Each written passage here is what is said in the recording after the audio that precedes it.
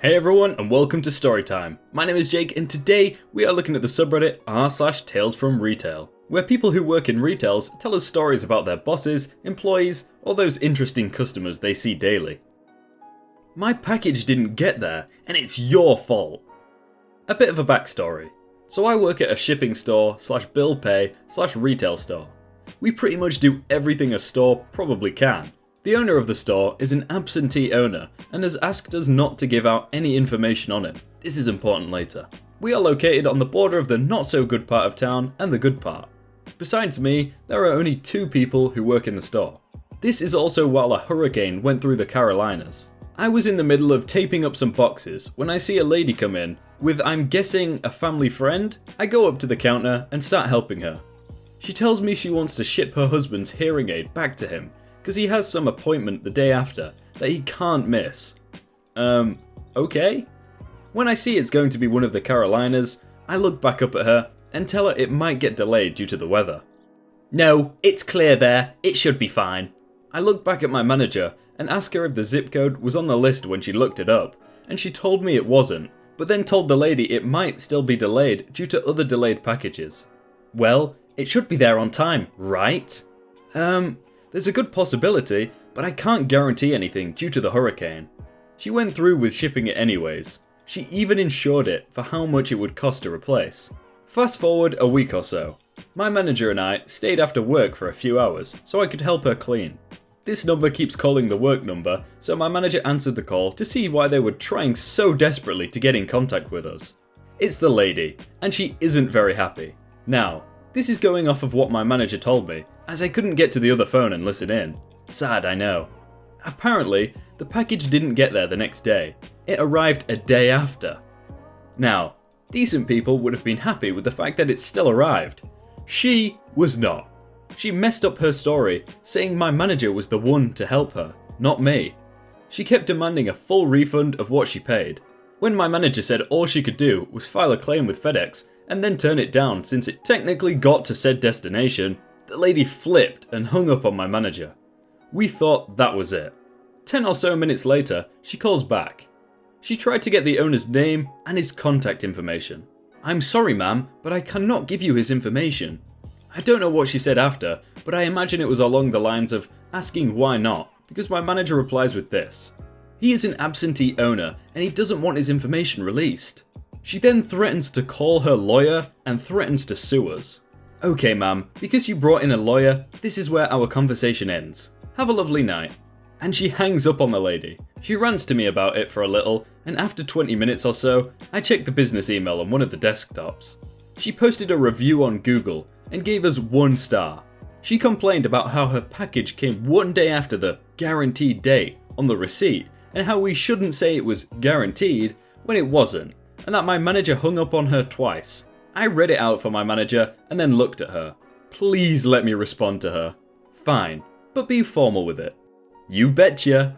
I sit there and write a paragraph responding to her about the receipt says expected arrival, and how we also are trained not to say guaranteed because nothing can be. There is always room for human error. I then let her know if she wants, she can come in and get a fresh copy of the receipt. I also tell her that my manager did indeed hang up on her the last phone call because she threatened to bring in a lawyer. We never heard back from the lady and we never got sued.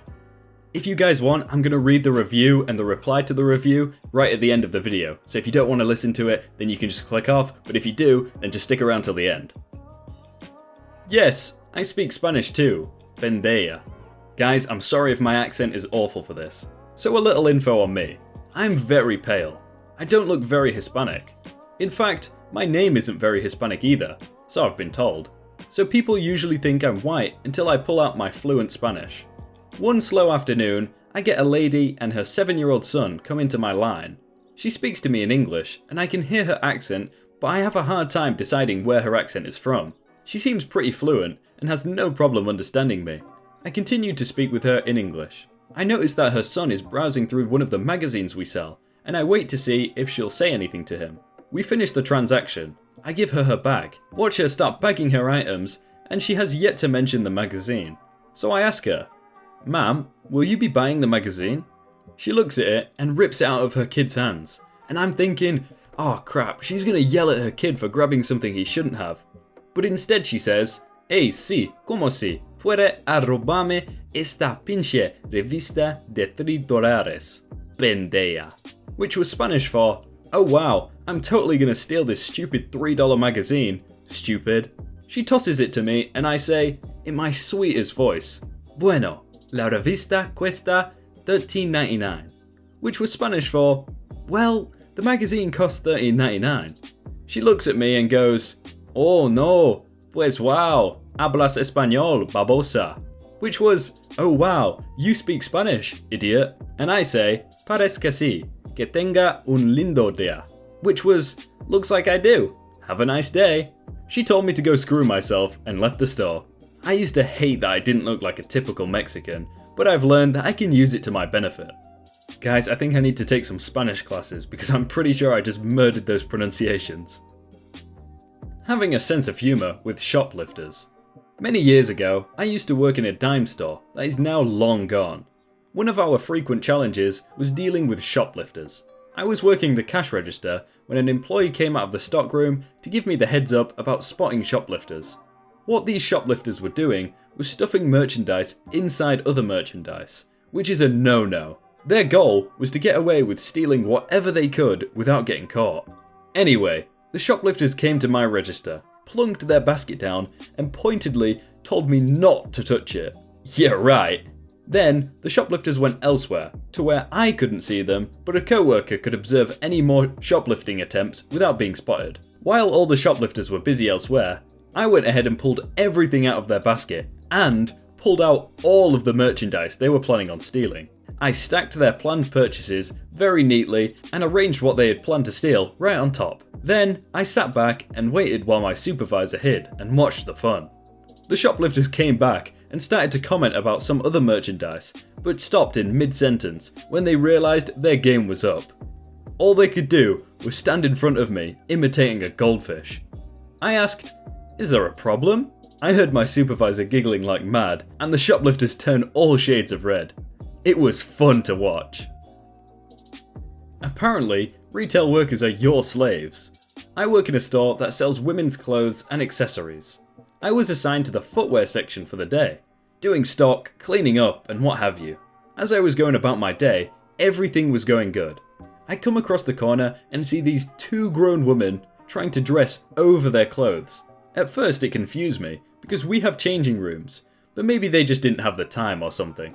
I don't know. Anyway, as I went to approach them to see if they needed any help with anything, they walked away before I could even get a word out and left a dress on the bench. I picked it up, put it back on the hanger, and hung it back where it belongs. No biggie. That was until I looked over and saw about 5 dresses thrown over one of my shoe stands and 2 pairs of shorts also thrown on top of it. I can only assume the mess belonged to the ladies that just walked away as I saw them trying on dresses. It immediately annoyed me. Why would you just throw it over a rack where it clearly doesn't even belong? What is wrong with people?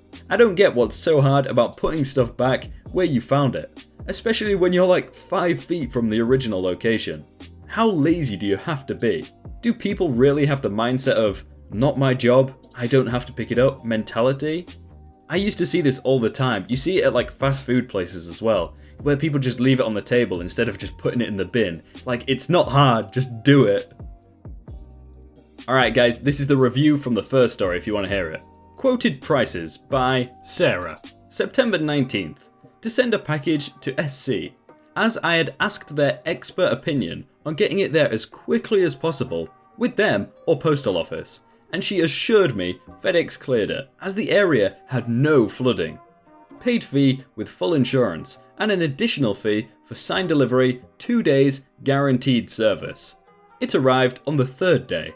I called, left message with general postage, and got no response. I called back today, and Sarah was unprofessional and extremely rude. Refused to listen to me, practically called me a liar, and refused to give out the owner's name or contact information. He doesn't want this given out, his name or phone number. She hung up on me twice. In the future, I will be using another service. The inconvenience of losing an additional day of work and hearing from my husband that can never be measured by dollar values. Customer service includes behaviour. The receipt has "Guaranteed Delivery" printed on it. And my response is this: Dear Mrs. Rude Lady, the receipt has "Expected Arrival." We do not guarantee anything just for this reason. We will be more than happy to provide you with a fresh receipt if you desire one. The worker you were with, who was also trained to not guarantee any time period, said she couldn't guarantee any date due to the bad weather in that area. As for the manager assuring that it was cleared, it was FedEx who cleared the zip code, but there were also backed up packages from when it wasn't cleared. The manager did hang up a second time once you threatened to call a lawyer. Hey everyone, I hope you all had a really good day and that you enjoyed that video. If you did, remember to leave a like on it as it helps out a lot, and subscribe if you aren't already. If you want to check out some other videos, then click on screen right now or check out some of the playlists on the channel. But thank you again, and I will see you very soon.